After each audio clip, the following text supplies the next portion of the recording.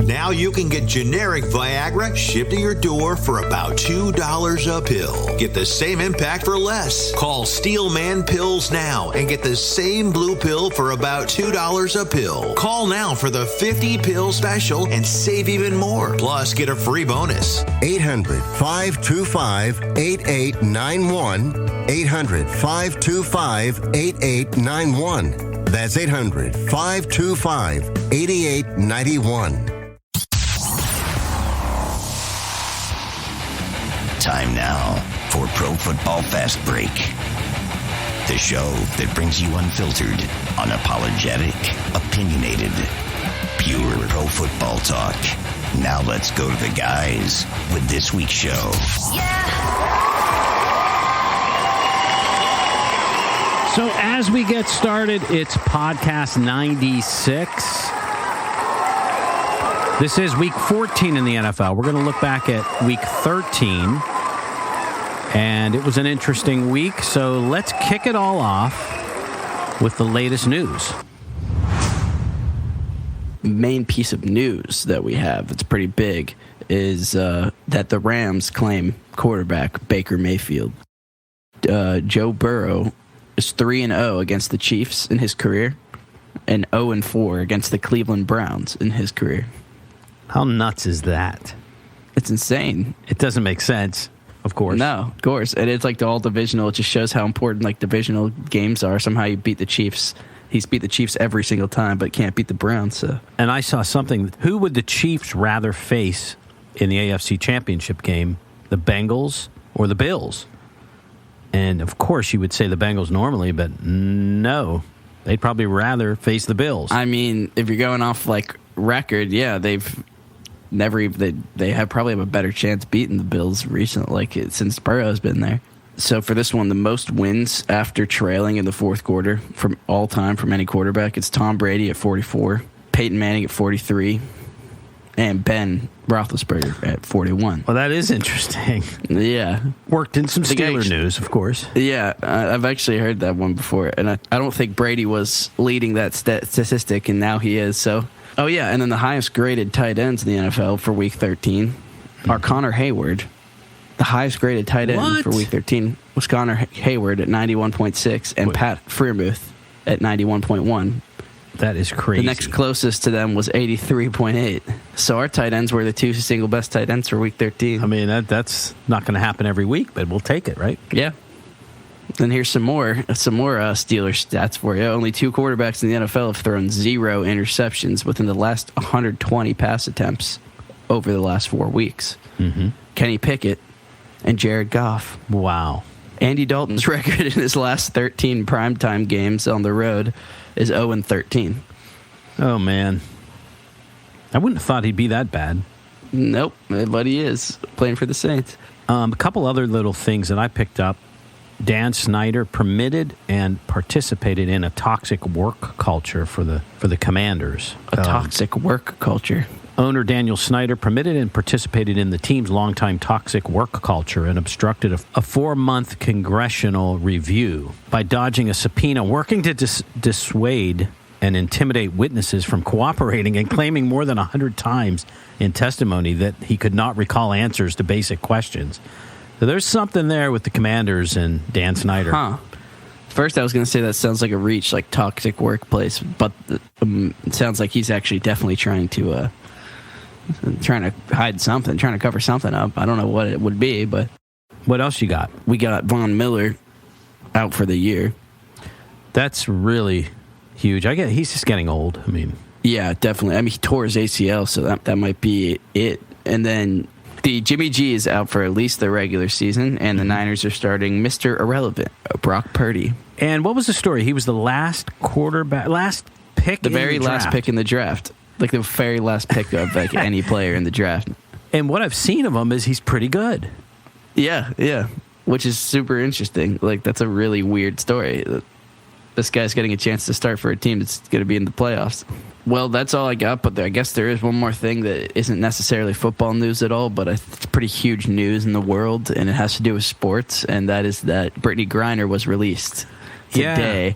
We traded her for a Russian arms dealer who was known as like the Black Death or something, and he was like in American prison because he got caught like conspiring to kill Americans, and so yeah, that guy got traded for Brittany Griner, and she's coming back. And what was it she did to get thrown in jail? She brought a vape CBD. Or she basically brought a dab pen to Russia, and she was in there she'd been gone for like over 100 days and all this stuff, like 140 days or something.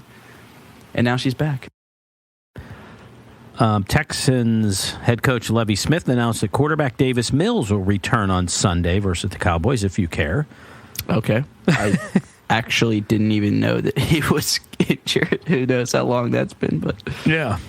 Texans, I guess I don't watch a lot of Texans. Divisional playoff weekend is 7 weeks from the day Jimmy Garoppolo was injured. Conference championship game is 8 weeks away from his injury. Interesting. But, you know. So, I mean, it could line up really weird to where he's, like, healthy and they're, like, in the conference finals or like, but I don't know. Yeah, he's got to rehab 7 to 8 weeks. So, I mean, he may come back. So it's, like, set for him to either come back right when they would be in the playoffs or just not come back at all. So, and I'm sure we'll talk about it more, the Steelers and Baltimore, but Lamar suffered a sprained PCL during Sunday's win over the Broncos. PCL injuries often sideline players 1 to 3 weeks.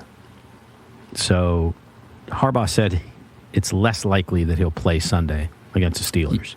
Yeah, that's what I saw. He's still like, they didn't confirm him out, but he's probably going to be. Oh, the other thing we didn't talk about, our second favorite team, the Titans, fired their general manager, John Robinson. That is really strange.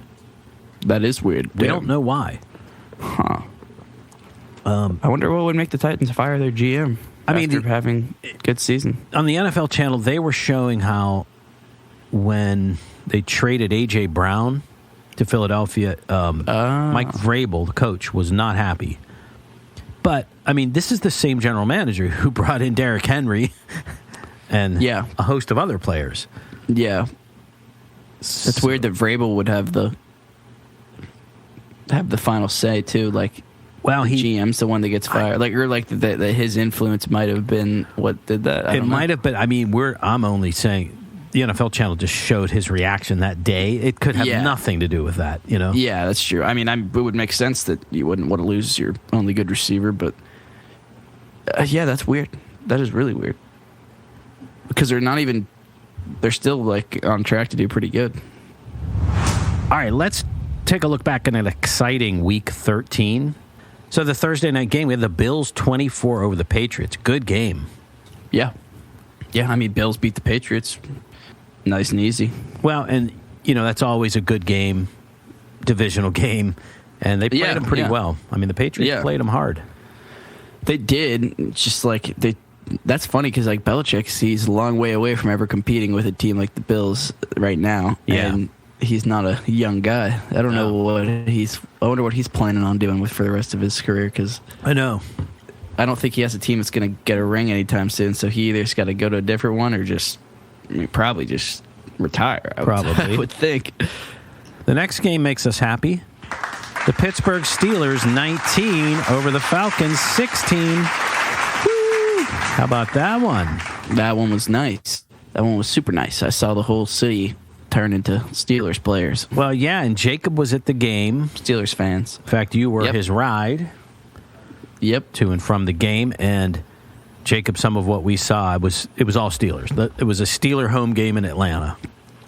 When I freaking picked him up, it was like it was crazy. It was like all sides of the road were just flooded with TJ Watt jerseys and Najee jerseys and just all Steelers fans everywhere. Way more. It was just because I picked him up by the very end, so like they said like by the end of the game it was just all Steelers. Once especially like right when we threw that Minka pick, everyone just left. I mean, look, the good news is the Steelers win. The bad news is I say barely won, but they actually, if you watch the game, chose not to score. We had it for a while. Yeah. Like it was obvious. I mean, especially once we got that interception, it was over. It was over. So. We could have scored another touchdown.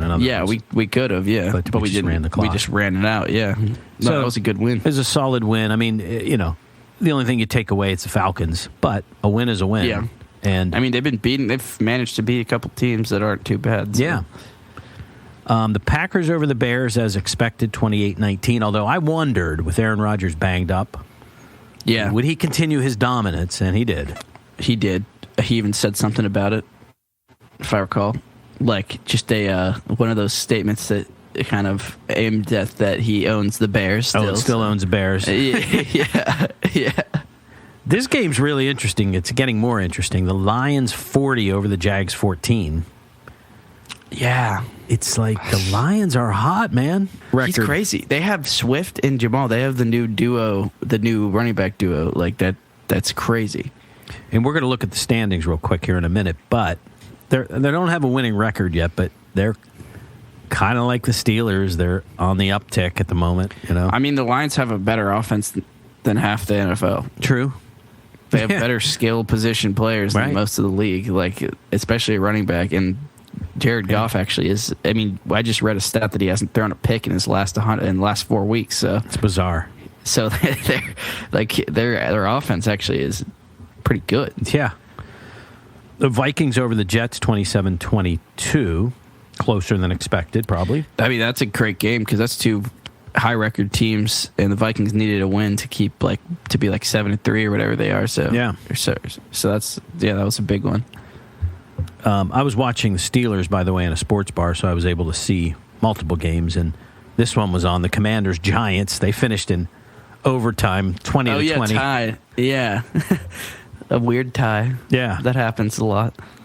And then the guy beside us was a Titans fan. That game was on beside the Steeler game, so I was simultaneously watching it. And that was not a good game for the Titans. Not good. 35-10 Eagles. I mean, you knew the Eagles were going to be tough. Yeah. But the Titans didn't play them well. I didn't. I thought the Titans might actually win that game. Just because, but they didn't. They kind of got destroyed by the Eagles. So. Yeah, I mean, Derrick Henry did not have the day he normally has. I mean, it's just... No. Well, once you start losing like that, you can't just hand the ball off to Derrick Henry. You got to start trying to throw it when they can't really do that at all. So this one tells me something to keep an eye on. The Ravens 10 over the Broncos 9. That's it. Yeah. That was so low scoring. So low. You got Lamar out. Lamar went out early. Yeah. But and Lamar's going to be out as we talked about. So we'll just see what happens in the AFC North, you know? Yeah.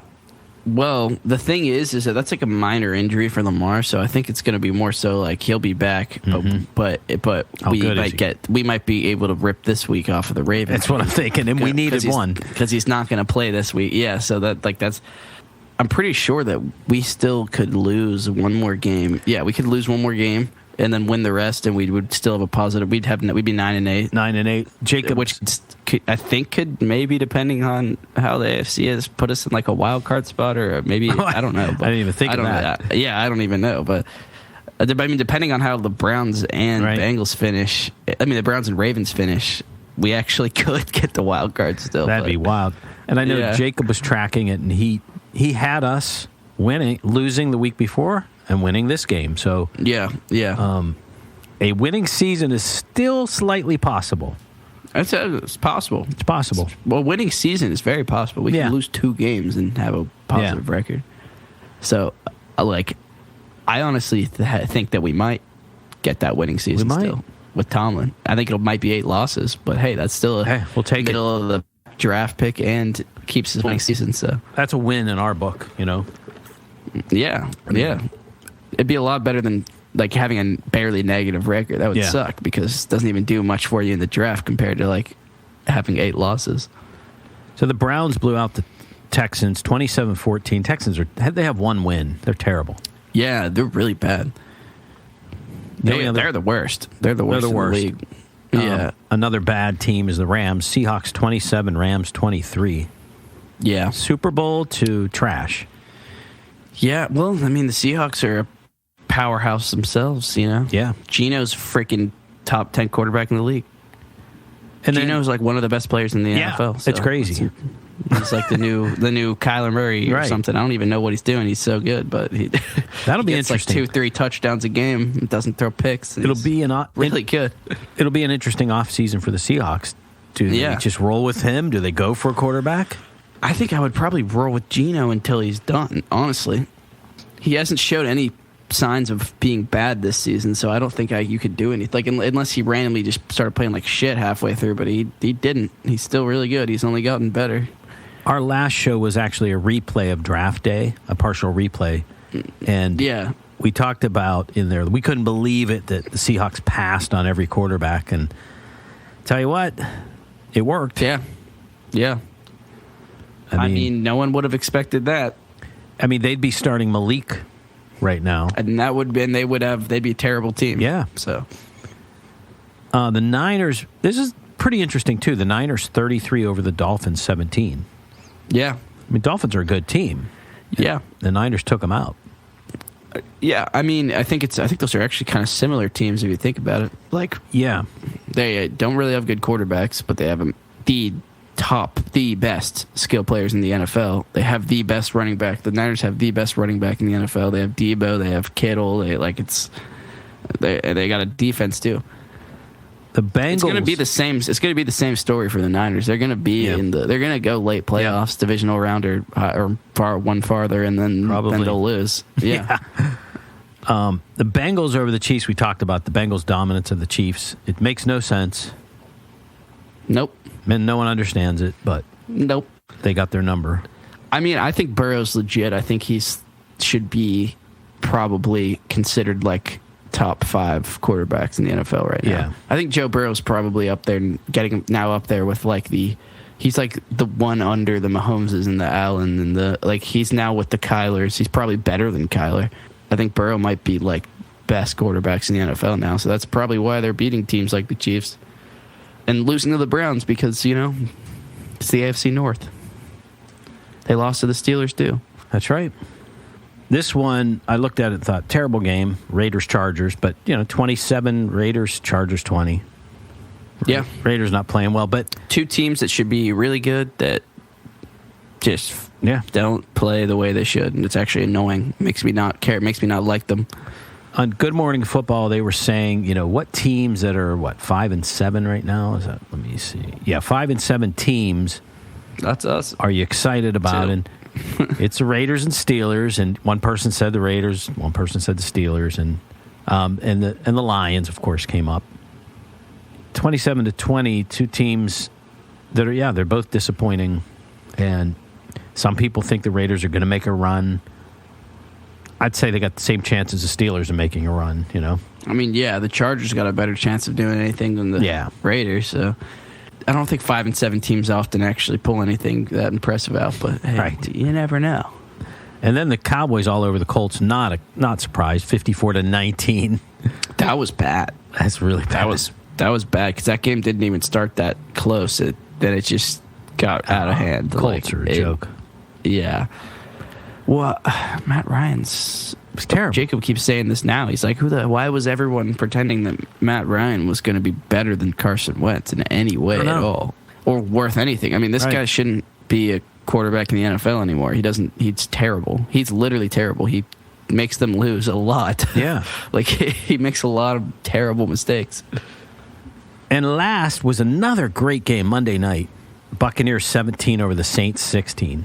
What a game. Brady throws 2 late touchdowns as the Bucs beat the Saints. Yeah. I mean, it was all Brady, and it was classic Brady. Yeah.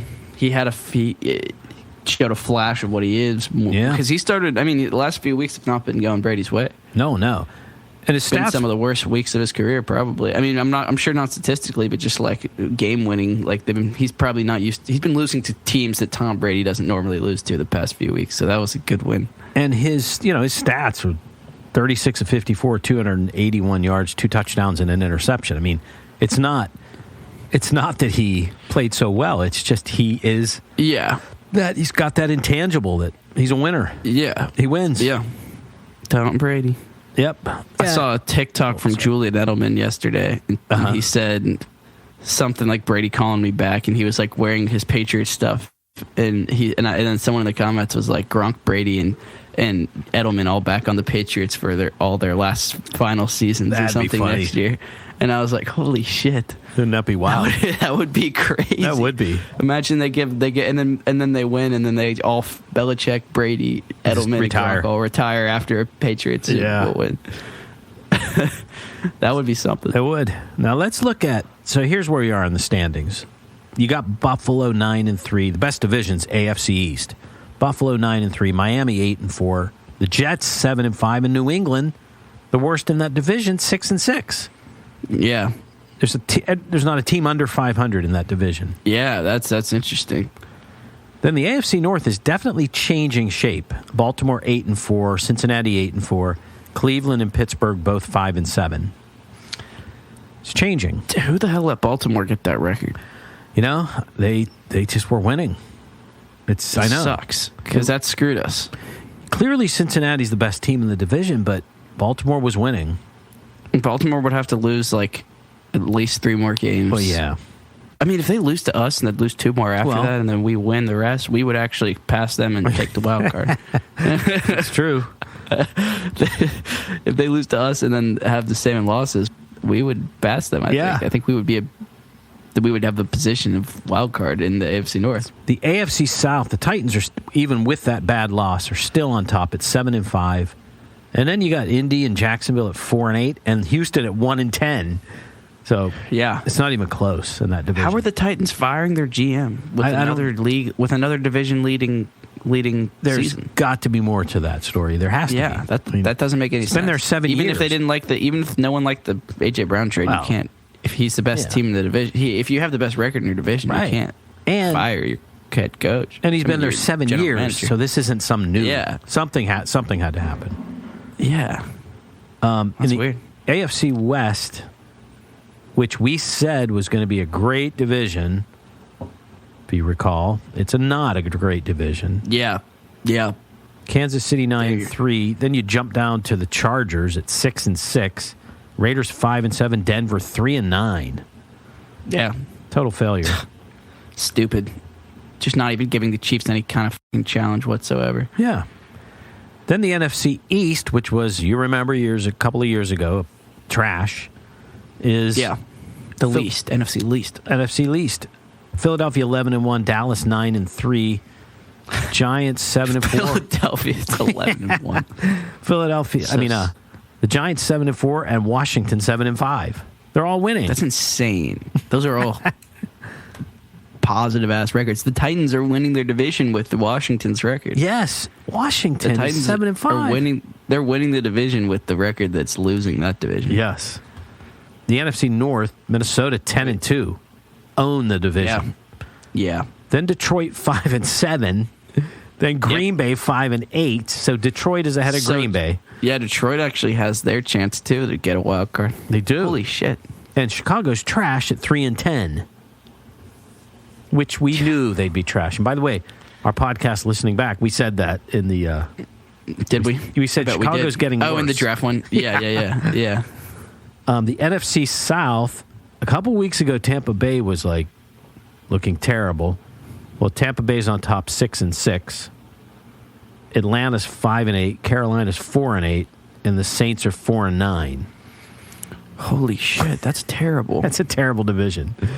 That's the worst thing I've ever heard. They're all struggling to go positive. I mean, they're not even over 500 on any of those records. And we said the AFC West and the NFC West would own the NFL this year. So yeah. Here's the NFC West that didn't work out either. Yeah, turned out that it was the freaking it's least. It's San Francisco 8-4, Seattle at 7-5, just a game behind. Yeah. Arizona 4-8, and the Super Bowl champs are 3-9. Arizona 4-8. Yeah. And the Rams. Yeah, the Rams are just like, all those teams are terrible, playing terrible. So this whole thing is just not panning out the way most people thought. No, not at all. The NFC East and the AFC East are running the show pretty much. All right, well, when we come back, we're going to do a fast break around Week 14 in the NFL. Pick the wins and losses. Tim, better get yourself ready for that. I'm ready. We got Jacob's Lock of the Week, and we have PFB Power Rankings coming up.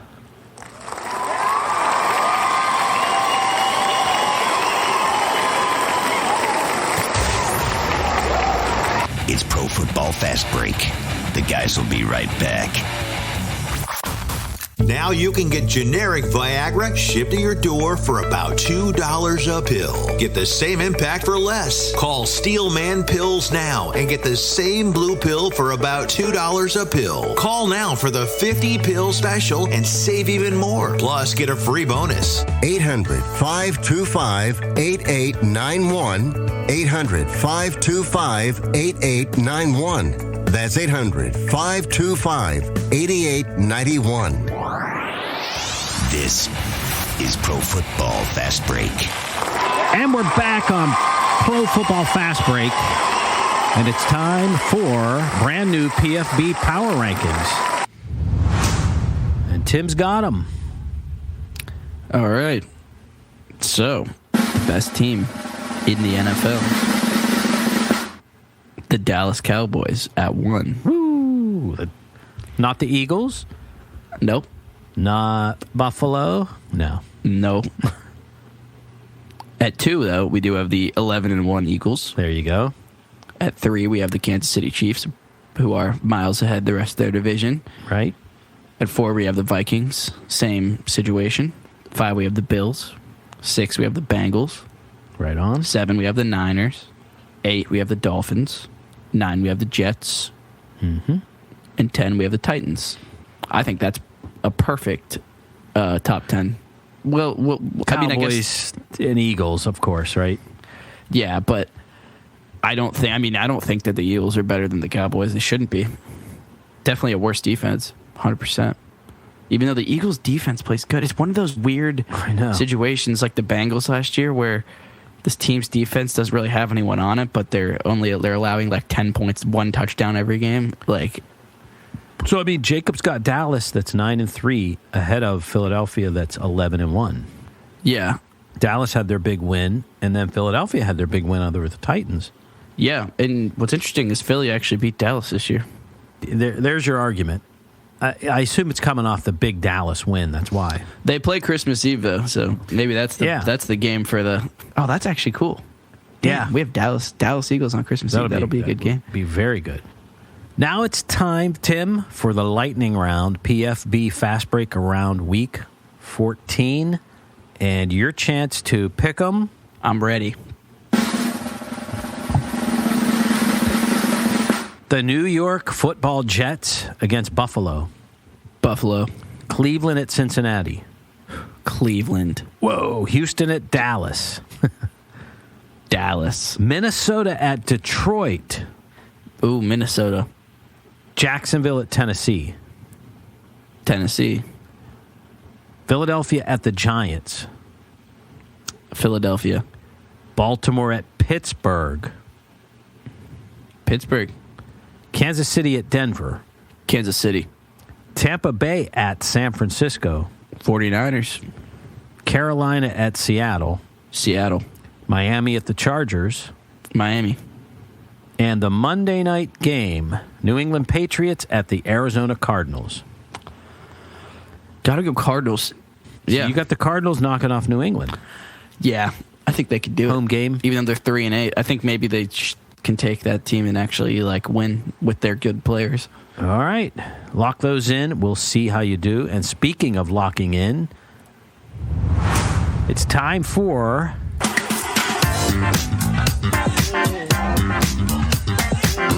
It's Jacob's Lock of the Week.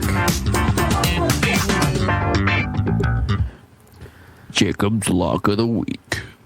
Titans -3 against the Jags. So the Titans must win by 3 or more. Yep. Against the Jags. I like it. That is the lock of the week. Oh, that's a Now, lock. Yeah. We have a secondary pick. Maybe not a lock. Maybe not as much of a lock, but we do like it here at Pro Football Fast Break. And that is Steelers money line.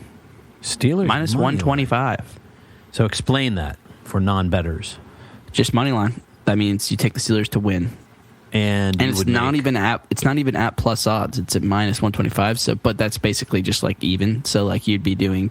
So if I put 20 or I'd 19, make another 20 or 19. Yeah, right. You'd risk that 20 to actually make $20. Yeah. Right. Yeah. Yeah, I like that one. I don't. I mean, the odds are. I'm surprised it's minus odds, not plus odds. I noticed they don't have us. Like Vegas isn't thinking we're going to lose that game. They think it's going to be either way. You know. Yeah. Toss up, and I would say that we would 100% beat. We're going to beat Huntley. I don't see that being difficult for us especially on defensively. If we can keep like not throwing interceptions and stuff, if Pickett keeps that up, I mean, I'd probably win. You got to figure Lamar's good for a touchdown at least. So. Yeah, and 70 to 150 rushing yards that you wouldn't get without him. So I mean, without Lamar, that team is not that good. The only issue is that Huntley's had games that are Lamar stats, like 200 rushing yards, 200 passing yards, and 3 touchdowns. Like, I'm pretty sure he's capable of doing stuff like that, so we just have to see. But he does not. He's still not the same level. Like, yeah. Hey, to make a comment or suggestion, email us, profootballfastbreak@gmail.com, or hit our Twitter feed. And to wrap it up, we have one ask. If you like what you've heard, tell a friend. You can text them. You can share it on your social media, whatever you want to do. You're going to find us everywhere, Tim, fine podcasts are heard. Yes, everywhere. That's it for me. I'm Don saying peace out. Jacob isn't with us, but his locks are. And his power rankings are. So we brought you some money there, right? Yep. And he's Tim. Peace.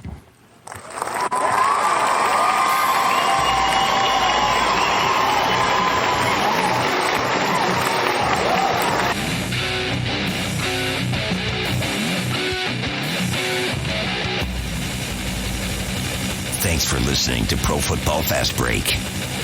Be here each week as the guys bring you a fresh take from the world of pro football. Until next time. Everyone watches more than 5 hours of television. Really?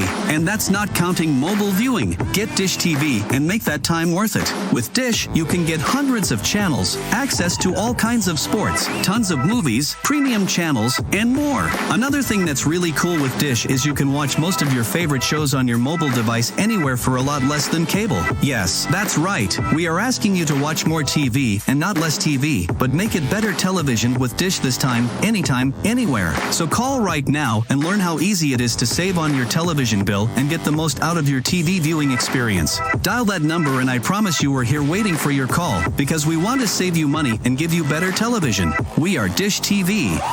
800-570-6630. 800-570-6630.